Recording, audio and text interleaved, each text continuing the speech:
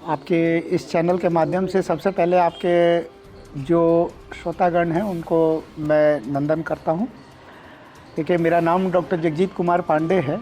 मैं पेशे से कैंसर सर्जन हूं और अभी एम्स पटना में मैं head of the department cancer surgery विभाग, जिसको सर्जिकल ऑन्कोलॉजी भी कहते हैं, वो हूँ मैं अभी। देखिए, आज मुझे ऐसा ज्ञात हुआ जब मैं दीनदयाल उपाध्याय स्टेशन, जब मैं इधर था उस समय ये मुगल सराय स्टेशन के नाम से जाना जाता था।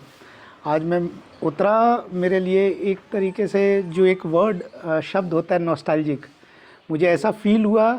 शायद 14 साल के बाद मैं यहाँ आया, 14 साढ़े 14 साल के बाद। देखिए, सबसे अच्छा चीज़ ये था, एक सामान्य परिवार से बिलोंग करते हैं। पिताजी रेलवे में थे, यहीं मुगल सराय में पोस्टेड थे और केंद्रीय विद्यालय मुगल सराय में पढ़े। लोगों का ऐसा कहना होता है कि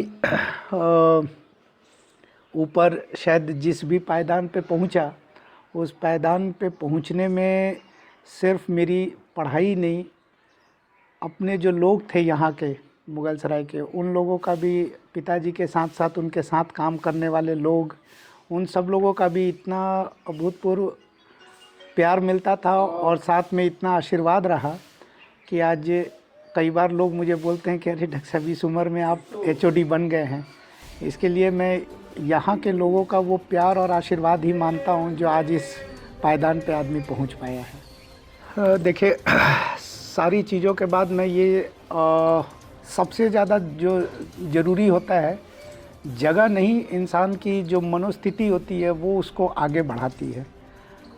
छोटे शहर आज के दिन में जो स्थिति है पूरे समाज की, कोई छोटा शहर बड़ा शहर नहीं रह गया है। It's all about your commitment. आपका कमिटमेंट कितना है, आप कितना अपने लिए, अपने समाज के बारे में सोचते हैं और कितना आप अपने को आगे बढ़ाने के लिए सोचते हैं।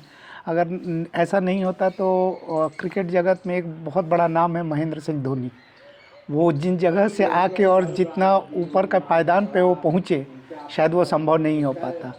इसलिए मेरा अपना मानना है कि मैं भी इधर ही केंद्रीय विद्यालय मुगल सराय से पढ़ा और पढ़ने के बाद मैं मुंबई से सेठ GS मेडिकल कॉलेज, जो इंडिया का one of the best medical college माना जाता है, वहाँ से मैं MBBS किया, MS किया, MCH जो मेडिकल फील्ड की सबसे बड़ी पढ़ाई होती है, MCH कैंसर सर्जरी किया। और मेरा अपना मानना है कि शायद मैं ऐसा किसी के लिए अगेंस्ट नहीं बोलूँगा, लेकिन मेरा अपना मानना है कि छोटे शहरों में जो आपको कमिटमेंट जो आप सीख पाते हैं, एक लड़ने की क्षमता जो आप में आती है, शायद मुझे लगता है कि बड़े शहर में रह के आदमी वो बातें नहीं सीख पाते हैं। यहाँ आपके अंदर वो एक भाव आता है कि विषम परिस्थितियों में भी अपने को किस तरीके से आपको आगे बढ़ाना है। ये मेरा अपना अनुभव है कि ये छोटे शहर आपको ज़्यादा अच्छे से सिखा पाते हैं।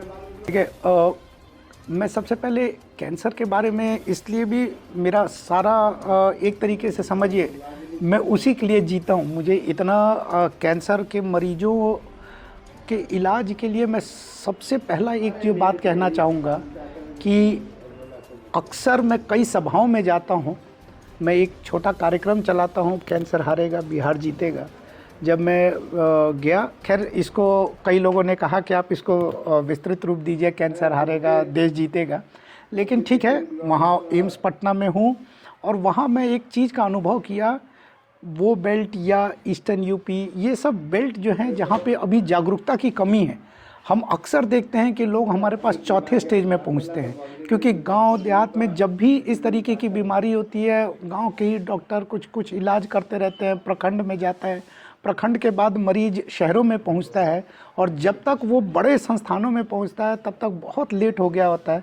अगर वो, जैसे कैंसर के 4 स्टेज होते हैं, पहला, दूसरा, तीसरा और चौथा। पहला, दूसरा और तीसरा स्टेज में कैंसर का इलाज संभव है। सिर्फ चौथा स्टेज एक ऐसी बीमारी है जहां कैंसर के इलाज में वो क्योर वाला फंडा कि कैंसर ठीक हो सकता है, वो नहीं होता है। मैं कई जगह ये कार्यक्रम चलाता हूँ, कैंसर हारेगा बिहार जीतेगा। मूलतः मैं छपरा बिहार का रहने वाला हूँ, इसलिए छपरा कमिश्नरी में मेरा ज़्यादा फोकस रहता है। अपने छुट्टी के दिनों में संडे के दिन मैं जाता हूँ वहाँ। मेरा अपना मानना है कि जब तक हम ये ना सोचें कि हाँ कैंसर हैज़ प्रॉपर क्योर, क्योंकि मैं कई सभाओं में लोगों के माध्यम से सुनता हूँ कि डॉक्टर साहब सुन ले बानी कि cancer has no cure, cancer has no answer. ऐसा नहीं है, कैंसर का इलाज संभव है अगर हम और आप जानें कि कैंसर के क्या लक्षण होते हैं। जैसे मैं छोटी सी चीज़ों को बताता हूँ कैंसर के बारे में। कैंसर को जानने के पहले आपको 3 चीज़ें जाननी ज़रूरी है। पहला, कैंसर किसी को भी हो सकता है। कोई ये ना सोचे कि हम इतने धन संपत्ति के मालिक हैं या हमारे परिवार में किसी को नहीं हुआ है तो कैंसर नहीं हो सकता। कैंसर किसी को भी हो सकता है।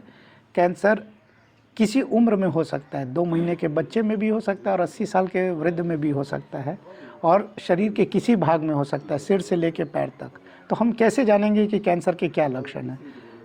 कुछ छोटी सी बातें हैं जिससे कैंसर को पकड़ा जा सकता है। जैसे मुंह में अगर किसी को छाले होते हैं तो हम और आप जनरली क्या करते हैं, लोग उसके लिए बीकासूल का टैबलेट लेते हैं। 15 दिन 1 महीना बीकासूल टैबलेट लेने के बावजूद मुंह का छाला अगर ठीक नहीं हो रहा है, या फिर किसी ने अपना दांत उखड़वाया है और दांत उखड़वाने के बाद घाव हो गया है, एंटीबायोटिक खाता जा रहा है, घाव सूख नहीं रहा है, यानी छाले ठीक नहीं हो रहे हैं और घाव सूख नहीं रहा है, तो आप मान के चलिए कि वो कैंसर, मुंह के कैंसर का प्रारंभिक लक्षण हो सकता है।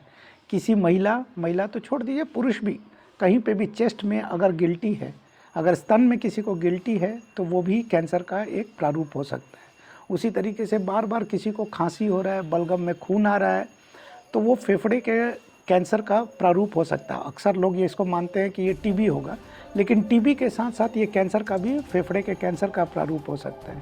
उसी तरीके से नीचे चले, अगर बार बार किसी को भी लेटरिन के रास्ते खून आ रहा है, वजन गिर रहा है, पेट में सूजन आ रही है, तो वो अंतड़ियों के कैंसर का प्रारंभिक लक्षण हो सकता है।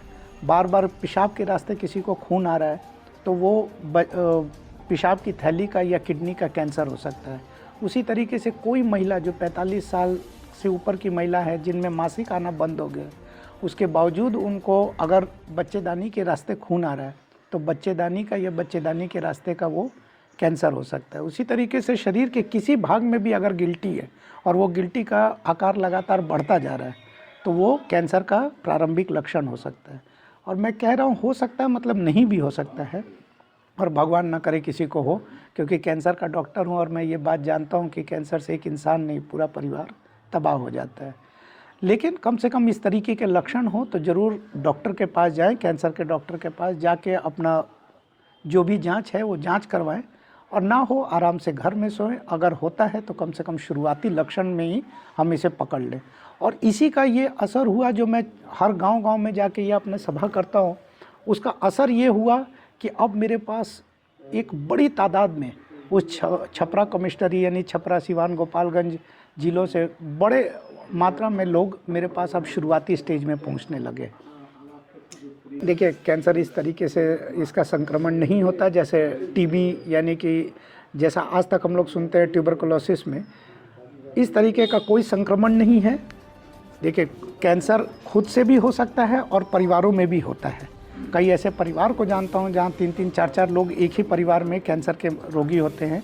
लेकिन इस तरीके की भ्रांति बिल्कुल, इसको नगण्य, बिल्कुल इस तरीके का एग्जिस्टेंस नहीं है कि कैंसर एक से दूसरे किसी को फैलता है। ऐसा बिल्कुल नहीं होता है कैंसर का। और कैंसर का इलाज, मैं बार बार कहता हूँ, कैंसर का इलाज संभव है और उसके लिए सरकारें बहुत सुविधाएं देती है। किसी भी इंसान को ये नहीं समझना चाहिए कि पैसे के अभाव में कोई कैंसर से मरे, ये आज के दिन में नहीं होना चाहिए। सबसे बड़ी योजना जो हम सब लोग देख रहे हैं और लगातार सफलीभूत योजना है आयुष्मान भारत। आयुष्मान भारत में हर तरीके के कैंसर का इलाज है। और मैं क्योंकि मैं हेड ऑफ़ द डिपार्टमेंट हूँ, इसलिए मैं इस बात को पूरे पुरजोर तरीके से आपके चैनल के माध्यम से लोगों को कहना चाहता हूँ कि आयुष्मान अगर किसी के पास है, आयुष्मान कार्ड, तो आज के दिन के आप सबसे अमीर आदमी हैं।